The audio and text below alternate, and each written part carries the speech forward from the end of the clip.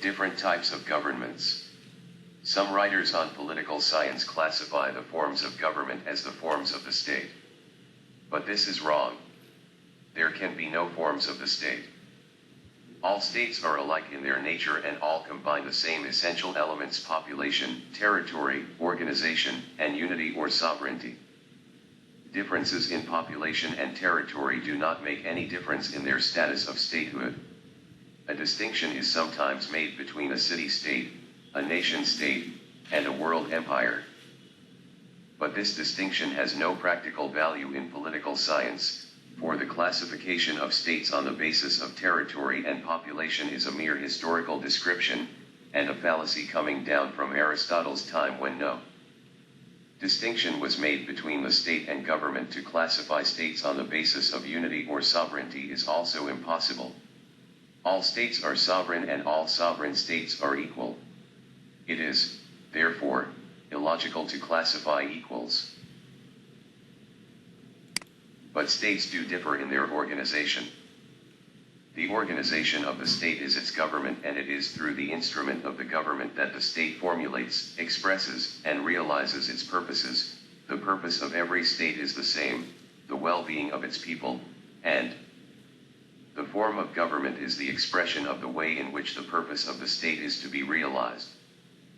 This involves the problem of determining in whose hands is vested the legal authority of the state, to what extent is actual use made of it, what are the instrumentalists of organs employed in its use, and what rules and procedure are followed by such organs in performing their functions. These differences are wide from state to state and matter a good deal in differentiating the organization of one state from another. The form of government is, therefore, the actual basis of division. Traditional classifications. Aristotle's classification. The traditional classifications of government follow the course set by Aristotle. Aristotle, however, was not original. He borrowed from Plato as Plato had borrowed from Socrates. Aristotle based his classification on two principles. 1. The number of persons who exercise supreme power, that is, the location of sovereignty within the state, and 2. The ends they seek to serve. Applying the first, the numerical principle, Aristotle said, if sovereignty resided in person, it is monarchy; if it resided in a small minority of the population, it is aristocracy; and if it resides in a large proportion of the population, it is polity.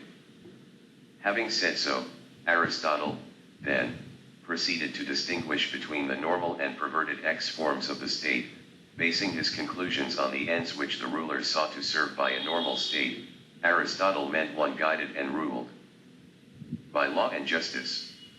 The rules for the rulers in such a state always aim at the good of the community as a whole. By perverted state, he meant one guided and ruled by the selfish and capricious, without law and without restraint. The ruler or the rulers in such a state were selfish, and he or they exercised power vested in them for his or their own benefits rather than for the benefits of the community as a whole. Monarchy, aristocracy, and polity were, according to Aristotle, normal forms of the state. In their perverted form they became tyranny, oligarchy, and democracy. Tyranny was the degenerated form of monarchy, oligarchy the degenerated form of aristocracy, and democracy the degenerated form of polity. For Aristotle, monarchy was the best and tyranny the worst. Tyranny placed in the hands of the king arbitrary control over the lives and fortunes of the citizens, and all affairs of the state were directed to his own good. In oligarchy, the wealthy few ruled for selfish ends, and they used their powers and privileges for the oppression of the common people. Democracy meant rule of the mob, and in a democratic state the interests of none were safe, as there would be confusion all round. Although Aristotle held that monarchy, the rule of a true and good king, would be the best, yet, at the same time, he recognized certain practical difficulties in attaining the best. He, therefore, concluded that polity was the best, a democratic form of government with constitutional guarantees. As a student of political science would now define it. Aristotle pointed out that if polity were to disintegrate into its perverted form, the result would not be so bad as the perverted forms of monarchy and aristocracy, namely, tyranny and oligarchy. 2 points about this classification deserve attention. First, Aristotle draws a clear distinction between aristocracy and oligarchy, whereas modern usage does not differentiate between the two, and we often use them synonymously. Secondly, democracy for Aristotle had not the same meaning as it has for us. He regarded it as a perverted form, a mob rule, whereas we regard democracy as the best form of government. The perverted form of democracy, according to the modern use, is mobocracy or ochlocracy. Moreover, modern sociologists have clearly shown that there is no government of the many. All governments are really governments of the few, or, in fact, oligarchies. Nowhere in the world do the people or even a substantial number of them rule. In all states the exercise of government is left to a few hands, while the determination of policy is actually in the hands of a yet smaller minority, the political leaders. The cabinet in Britain is the supreme directing authority, the magnet of policy as Barker calls it, and it now consists of 16 or 18 members. The actual determination, control, and direction of cabinet policy rests still in a few hands, the inner cabinet. The executive power in the United States of America is vested in the president. He has his cabinet, but the role of the cabinet there is simply advisory. The policy flows from the president, though it may be influenced by the advice tendered by the cabinet.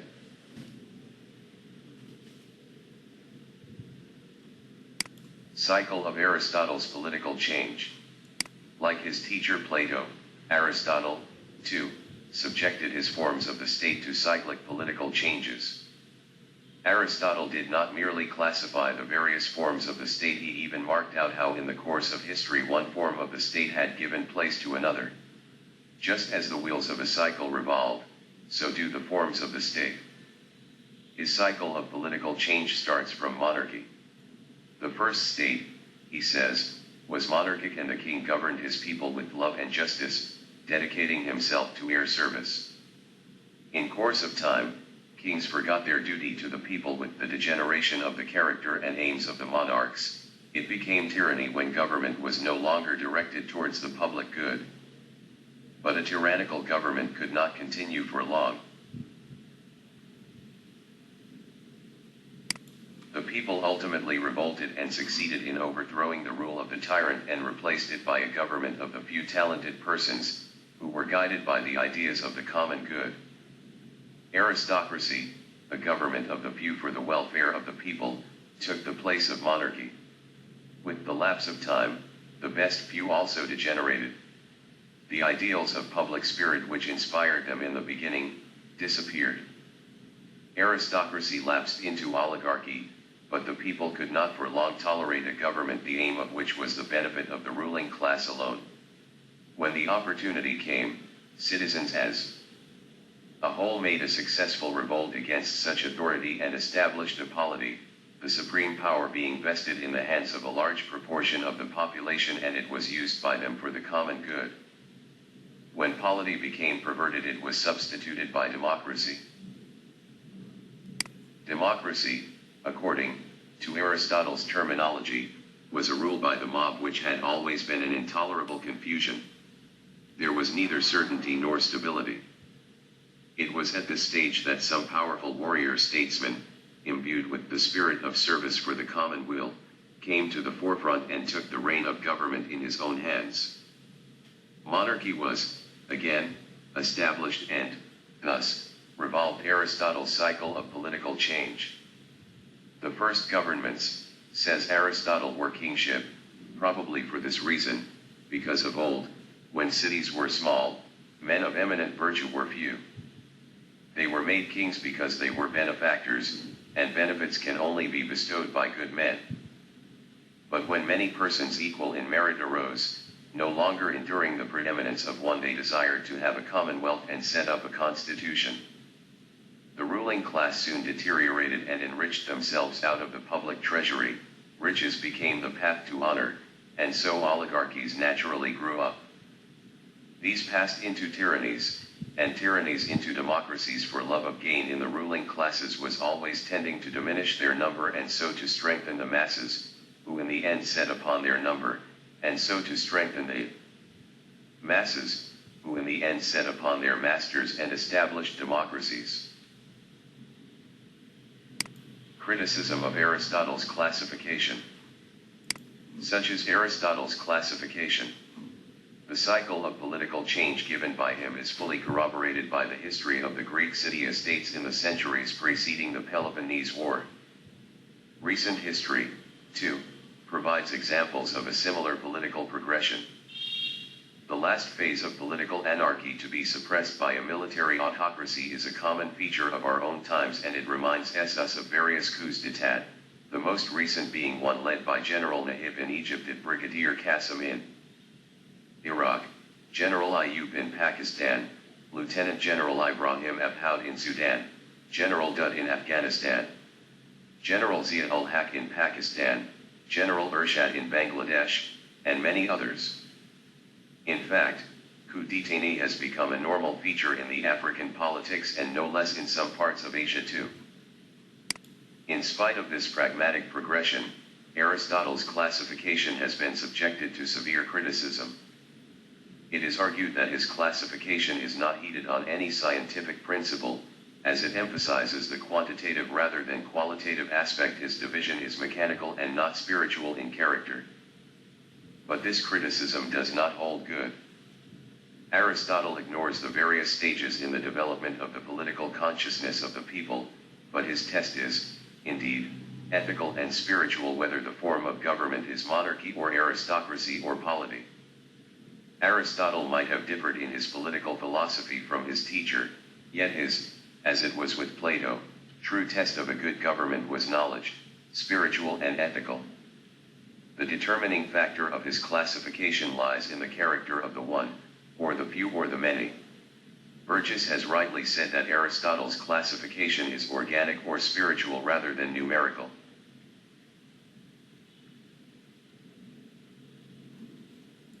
But Aristotle's classification does not include and explain modern forms of government like constitutional monarchy, unitary, and federal governments of parliamentary and presidential types.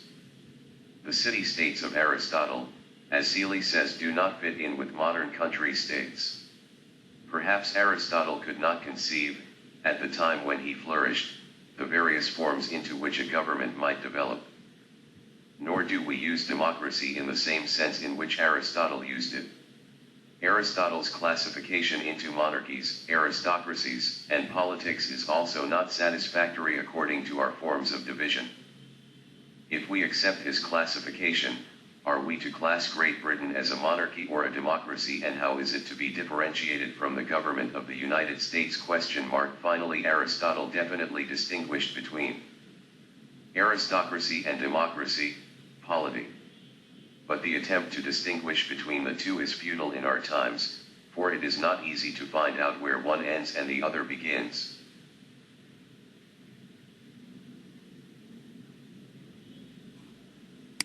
Other classifications.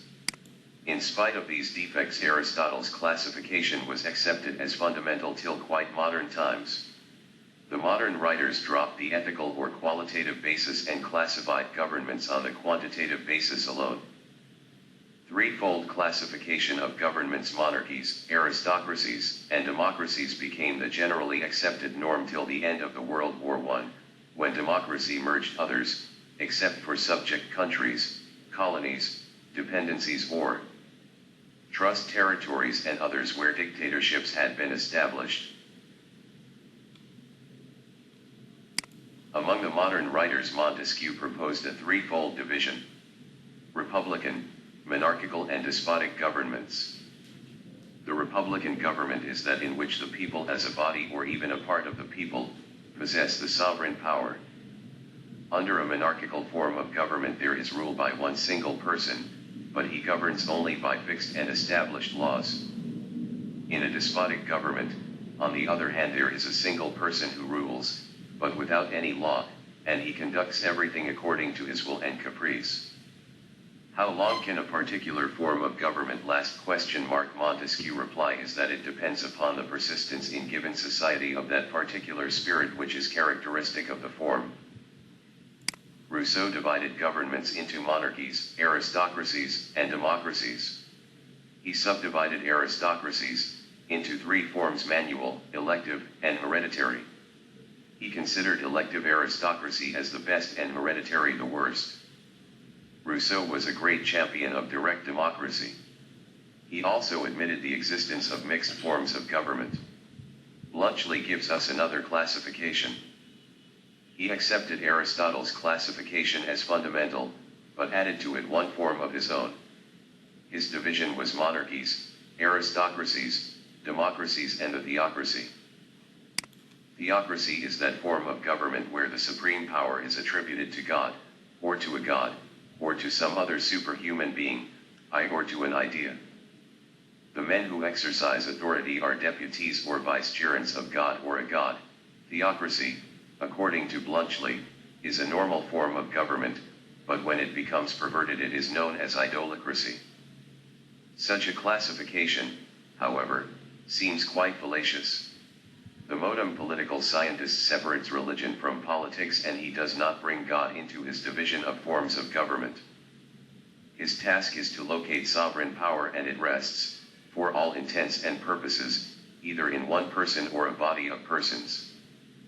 But exceptions still there are, as in the case of the Islamic Republic of Iran, the Muslim Arab countries, Pakistan, and Afghanistan. Revival of Muslim fundamentalism aims to establish a government governed by the laws of Islam strictly in conformity to the prescriptions of the Quran. Some traces of democratic institutions may seem to exist, but the structure is entirely theocratic. There are other writers who classify states on a historical basis. Von Maul, a German publicist of the 19th century, is prominent out of this school. He distinguishes patriarchal, theocratic, despotic, classic, feudal, and constitutional states. He gives other types of government as well and subdivides classic states into monarchy, aristocracy, and democracy. Von Maul's classification, even on a superficial examination, is forthwith rejected.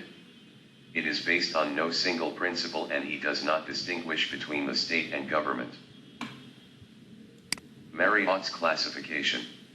J.A.R. Marriott, a political scientist of recent times, classifies governments on a threefold basis. He accepts Aristotle's classification as fundamental, but regards it as inadequate for modern governments. Marriott's first basis of classification is the distribution of the powers of government. Governments are, accordingly, divided into unitary and federal. In a unitary government there is concentration of powers at the center, and the provincial governments enjoy only delegated powers as they are the creation of the central government. In a federal government there are two sets of government, and authority is divided between these two central and state or provincial governments. Both the parts of government enjoy original powers granted to them by the Constitution, and each is autonomous in its own sphere of jurisdiction.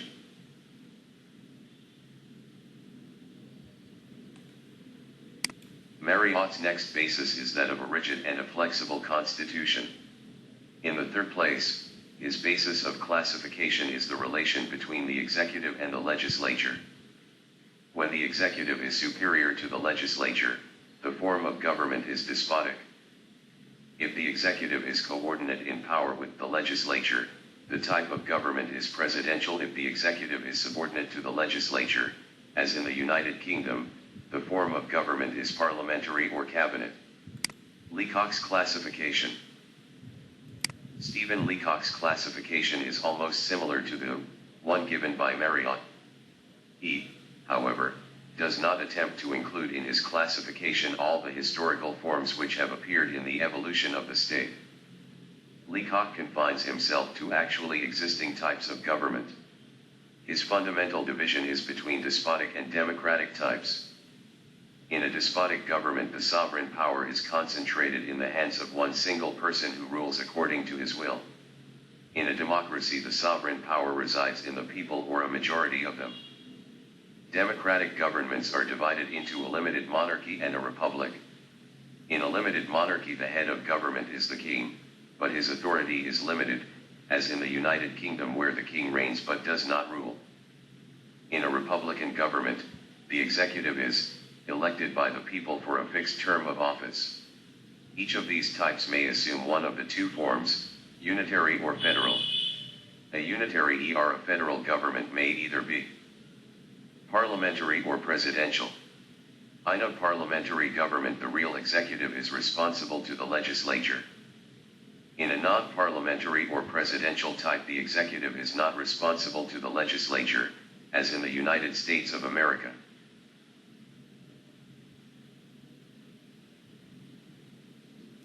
Leacock's classification can best be explained by the following table borrowed from him.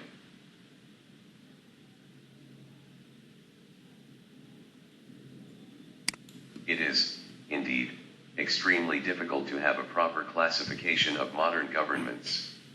The form of government is the product of numerous factors: historical, geographical, social, economic, and psychological. Some of these factors are comparatively permanent and give a peculiar impress to the institutions in their evolution and functioning. Both Britain and France, for example, have in common a parliamentary system of government. But the government of Britain is, in ultimate theory, an absolute monarchy, in form a limited constitutional monarchy, and in actual practice a democratic republic. Practice outruns theory in Britain. France, on the other hand, is a country with the form of a republic, the institutions of a monarchy, and the spirit of an empire. There is, in general, a tendency for the French citizen to think of politics in intellectual rather than in practical terms, to attach more importance to symbols than to concrete achievements. The result is, as Siegfried says, French politics are often both unrealistic and passionately ideological. The United States of America and Canada, two neighboring countries, are federations. The United States is the classical example of a federal polity, which brought into existence the union of hitherto sovereign states for purposes of national unity. The component units of the federation, called states, enjoy juridical status and corporate personality and are autonomous, except in a few enumerated subjects which are of common national interest. Subjects which concern the nation as a whole fall within the jurisdiction of the national, or federal government. Residuary powers, those which neither belong to the federal government nor to the state governments, rest with the constituent states. The fathers of the Canadian Constitution were not wedded to the narrow ideas of a federation. They adopted federation as a device for bringing together diverse elements and to solve administrative and economic problems which confronted the country. Then the provinces were, accordingly, given certain enumerated powers, leaving the rest, together with some overriding powers, for the central government. Lord Haldane would not describe Canada a federation, and Professor Ware called it a quasi-federal constitution.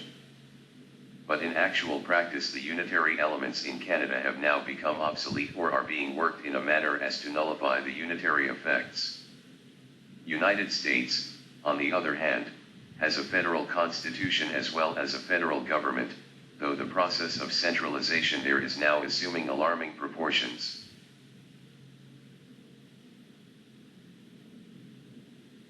The Indian Constitution is federal in form, but it sets up a highly centralized structure of government.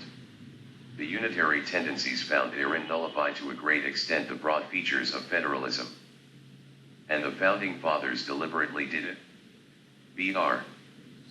Ambedkar, the law minister and the principal architect of the Constitution, himself claimed in the Constituent Assembly that India was a federation during times of peace, with a unitary system of government during times of war. It follows, then, that no two forms can be absolutely identical any more than two human beings, whatever likeness there may be. And, like a human being, no government remains the same. Change is at work all the time, and more so in this atomic age of ours. The needs of man and his environments have become so numerous and complex that no mechanism of government can claim perfection and consequently finality. The atomic age needs revolutionary changes and a dynamic mechanism of government to suit the purposes to be realized. Could anyone visualize a decade or so before that planning would become a democratic plea for the realization of the well-being of men within the framework of a capitalistic structure of society? Recent classification. With the emergence of the welfare state, the distinction based on socialism and private enterprise is wearing pretty thin. This necessitates revision of the traditional methods of classification. Our approach should not be confined merely to outward forms, as they give no clue to the real purpose of the state. Paine wrote 150 years ago, "When it shall be said, my poor are happy, neither ignorance nor distress is to be found among them, my jails are empty of prisoners, my streets of beggars, the aged are not in want, the taxes are not oppressive. When those things are said, then may that country boast of its government." The primary purpose of every state is the same, and every government is charged by the community with the double task of maintaining what McIver calls an established code of living and of adjusting this order to new conditions and emergency needs. It does not matter what the head of the state is called. We shall assign to a particular government proper place and label by knowing what it actually does in realizing the purpose entrusted to its charge, the well-being of the people. Well-being and well-feeding are not synonymous. Well-being means an expansion in the human spirit, and, as such, it is a question of liberty in all its aspects. On the political front, it implies responsiveness and responsibility of the government. How far government is responsive and consequently responsible for its actions depends upon the size of the electorate and the freedom they enjoy in influencing its laws. The Greek statesman Alcibiades remarked to his uncle Pericles that a law adopted by the popular assembly was nothing but an arbitrary act when the majority imposed it on the minority without persuading the latter.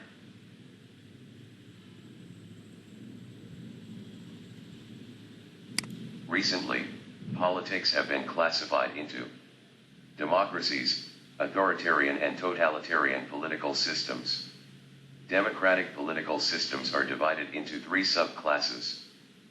The first of these has high subsystem autonomy, such as British or the American.